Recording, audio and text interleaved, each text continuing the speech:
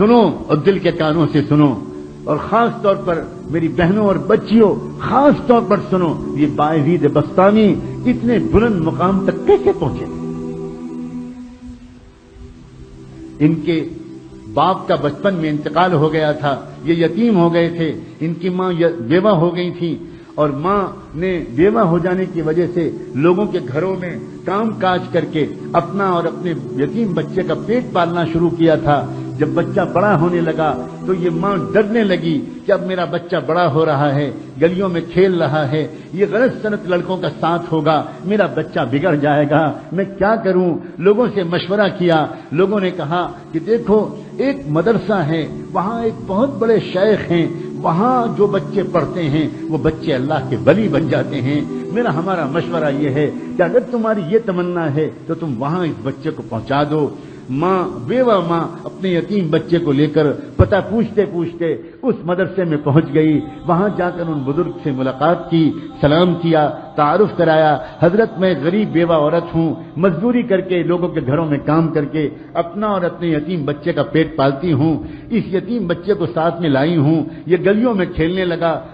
مجھے ڈر لگ رہا ہے کہیں بگڑ نہ جائے، اور میری تمنا یہ ہے اور میرے مرحوم شوہر کی بھی یہی تمنا تھی کہ میرا بچہ عالم ربانی بنے، دین کا خادم بنے، اسلام کا جھنڈا دنیا کے اندر پھیلائے۔ میں تو اس لیے آئی ہوں، مجھے لوگوں نے آپ کا پتہ بتایا، اس بچے کو اپنے پاس رکھ لیجئے اور اس کو ایسا عالم بنا دیجئے کہ وہ نائب رسول بن جائے اور اللہ کو پسند آ جائے۔ وہ بزرگ بہت متاثر ہوئے اس بندی کی ان باتوں سے، کہنے لگے اچھا چھوڑ جاؤ، میں جو کچھ کر سکوں گا کروں گا۔ مگر یہی نہیں، جاتے جاتے اس اللہ کی بندی نے ایک ریکویسٹ اور کی، ایک درخواست اور کی، اور کہنے لگی حضرت ایک درخواست اور ہے، یہ بچہ پہلی بار گھر سے نکل رہا ہے، اس کو میری یاد بہت آئے گی، یہ بہت مجھے یاد کر کر کے روئے گا، آپ سے چھٹی مانگے گا، گھر آنے کی اجازت چاہے گا، مگر حضرت اگر یہ جلدی جلدی گھر آئے گا تو اس کا دھیان بٹے گا اور پھر یہ وہ نہیں بن پائے گا جو میں اس کو بنا ہوا دیکھنا چاہتی ہوں، اس لیے حضرت کچھ کیجیے گا، اس کو میرے پاس تو تبھی بھیجیے گا واپس جب یہ اللہ کا ولی بن جائے۔ وہ حیران رہ گئے، وہ شیخ، وہ بزرگ، یہ کیا عورت ہے، اس کی کیا ہمت اور تمنائیں ہیں۔ کہنے لگے اچھا جاؤ دعا سے میری مدد کرنا، میں جو کر سکوں گا تمہارے بچے کی تعلیم و تربیت کے لیے کروں گا۔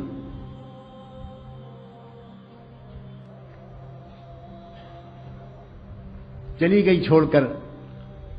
بچے کی تعلیم و تربیت کا سلسلہ شروع ہو گیا، بچے نے کچھ مہینے تک بہت صبر سے کام لیا، بالآخر ایک دن بچے نے آ کر اپنے استاد سے کہا کہ استاد جی مجھے اپنی امی کی یاد بہت آ رہی ہے، مجھے ایک دن کی چھٹی دے دیجیے، ایک دن کی چھٹی دے دیجیے، میں گھر چلا جاؤں۔ اب استاد بہت پریشان ہو، اگر اجازت دیتے ہیں، چھٹی دیتے ہیں تو ماں سے کیا گیا وعدہ ٹوٹتا ہے، اور اگر چھٹی نہیں دیتے تو اس معصوم بچے کا دل ٹوٹتا ہے، کیا کریں؟ اللہ کی طرف متوجہ ہوئے کہ اللہ اس مسئلے کا ایسا حل میرے دل دماغ میں ڈال دیجئے کہ نہ دل ٹوٹے بچے کا نہ وعدہ ٹوٹے۔ اللہ نے مدد فرمائی، دل میں ایک ترکیب آ گئی، اور کہنے لگے اس بچے سے کہ بیٹا ایک کام کرو، میں تم کو سبق دیتا ہوں، وہ سبق یاد کر کے شام تک سنا دو گے تو میں تم کو چھٹی دے دوں، میں تم کو چھٹی دے دوں۔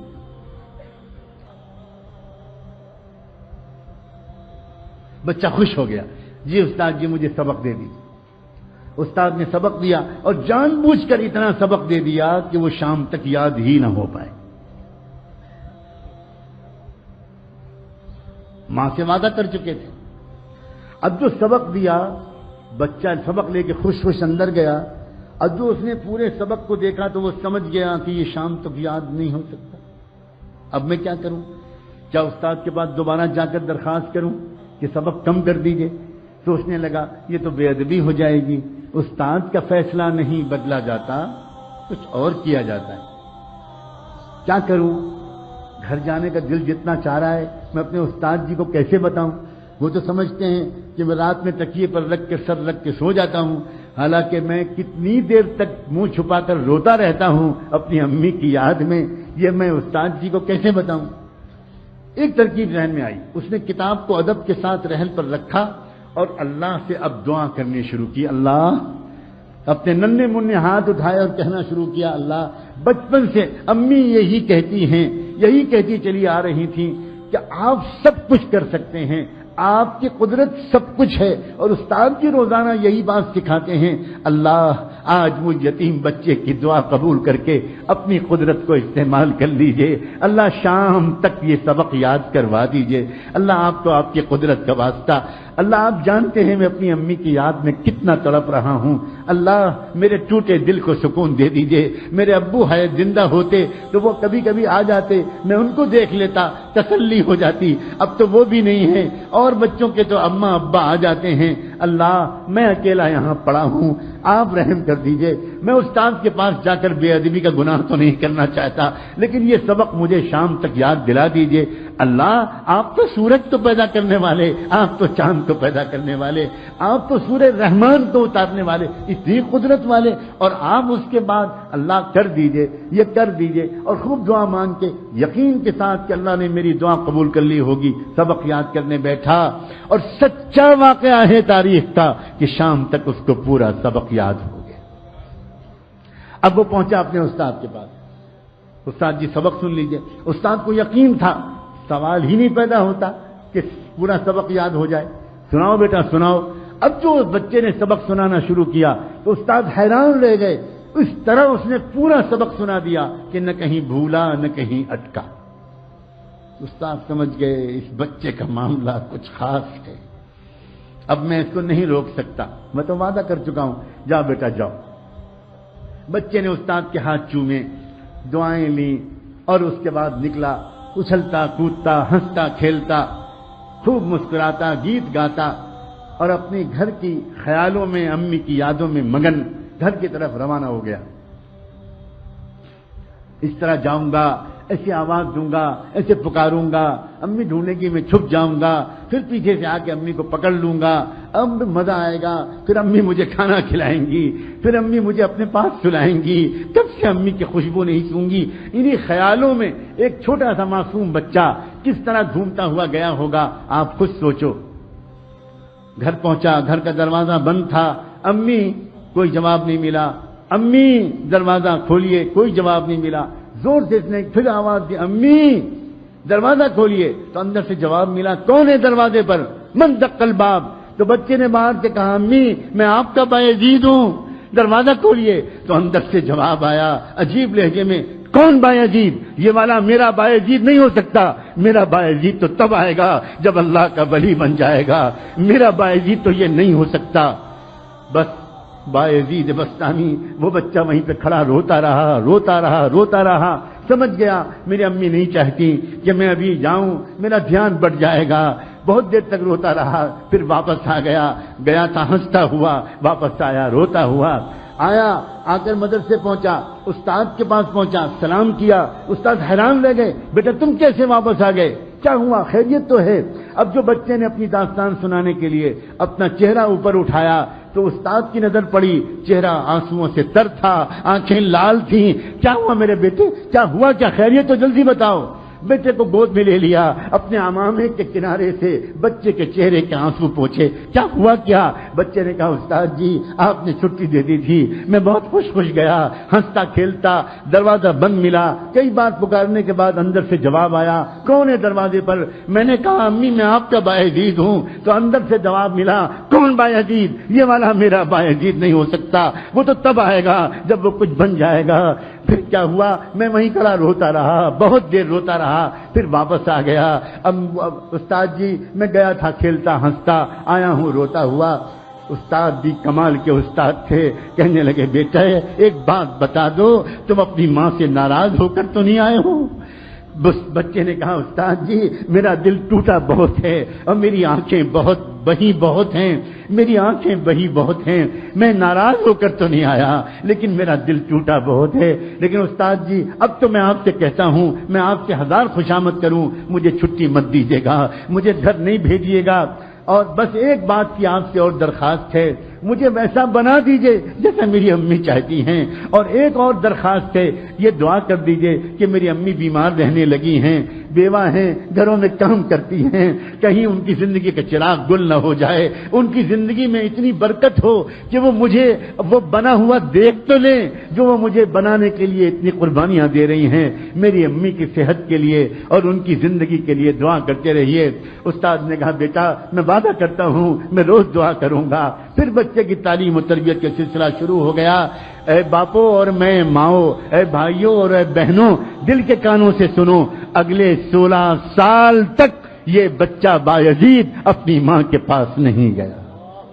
16 سال تک اس نے چھٹی بھی نہیں مانگی، چھٹی بھی نہیں مانگی، ماں بھی انتظار کرتی رہی، بیٹا بھی انتظار کرتا رہا، استاد بھی دعا مانگتے رہے، لیکن پھر کیا ہوا؟ کیا انعام ملا؟ کاش ہم میں سے کوئی آج یہ ہمت کرے، کاش ہم میں سے آج کوئی اللہ تعالیٰ سے اپنے بیٹے کی ولایت کی دعائیں کر لے۔ انعام جانتے ہو کیا ملا؟ سنو، تاریخ میں لکھا ہے، طبقات الاولیاء میں لکھا ہے، نزہۃ الاولیاء میں لکھا ہے، کتنی کتابوں میں یہ واقعات لکھے ہیں کہ بایزید بسطامی کی عمر جب تقریباً 22 سال کی ہو گئی، 22-23 سال کی، یعنی 16 سال گزر چکے تھے اس واقعے کو، تو اس وقت کیا ہوا؟ ایک مرتبہ خواب میں ان کے بزرگ نے حضور پاک صلی اللہ علیہ وسلم کی خواب میں زیارت نصیب ہوئی، انہیں استاد کو زیارت نصیب ہوئی۔ جب وہ تہجد پڑھ کے دوبارہ سنت کے مطابق تھوڑا سا لیٹے تھے، سنت یہ ہے کہ تہجد کی نماز اور فجر کے بیچ میں ایک 10-15 منٹ کے لیے آنکھ لگا لی جائے تو آدمی فریش ہو جاتا ہے اور پھر فجر بعد سونے کی ضرورت نہیں رہتی، یہ سنت ہے۔ اس سنت کے مطابق تہجد پڑھ کے فجر سے پہلے وہ ذرا دیر کے لیے لیٹے کہ ان کی آنکھ لگی اور پھر تشریف لائے، زیارت ہوئی، رحمت دو عالم امام الانبیاء حضور اکرم صلی اللہ علیہ وسلم، اور ان بزرگ سے کہا کہ وہ جو نوجوان ہے نا بایزید تمہارے پاس زیر تربیت، اس کو ولایت کبریٰ کا جھنڈا دے دیا گیا، فیصلہ ہو گیا اللہ کے ہاں سے کہ پورے عالم میں قیامت تک اس کے ذریعے دین کا کام ہوگا، جاؤ اس کو خوشخبری سنا دو اور اس کو روانہ کر دو۔ جلدی سے اٹھے، تازہ وضو کیا، اندر گئے، دیکھا وہ لڑکا ابھی نماز پڑھ رہا تھا، پیچھے بیٹھ گئے اور پیچھے بیٹھ کے انتظار کرنے لگے۔ نوجوان جب نماز سے فارغ ہوا بایزید تو پکارا کہ بیٹا ادھر آؤ، قریب بلایا، سینے سے لگایا، پیشانی کو چوما اور کہا یا بایزید تمہاری ماں کی قربانی رنگ لائی، تمہاری بیوہ ماں کی دعائیں قبول ہوئیں، تمہارے باپ کی تمنا پوری ہوئی اور تمہارا مجاہدہ اللہ کے ہاں قبول ہو گیا، جاؤ اب اللہ تم سے دین کا کام لے گا۔ سینے سے لگایا، نور نسبت کو منتقل کیا، اپنا عمامہ اتار کر ان کے سر پر رکھ دیا، کہا جاؤ اب تم سے اللہ دین کا کام لے گا، اب تم کو یہاں ٹھہرنے کی ضرورت نہیں۔ بایزید بسطامی نے اپنے استاد کے پھر ہاتھ چومے، پیشانی کا بوسہ لیا، سر پر ہاتھ پھروایا، دعائیں لیں اور پھر اس کے بعد روانہ ہوا۔ وہی راستہ تھا، وہی گھر تھا، وہی گھر کا دروازہ تھا، آج بھی دروازہ بند تھا، مگر آج کیا ہوا؟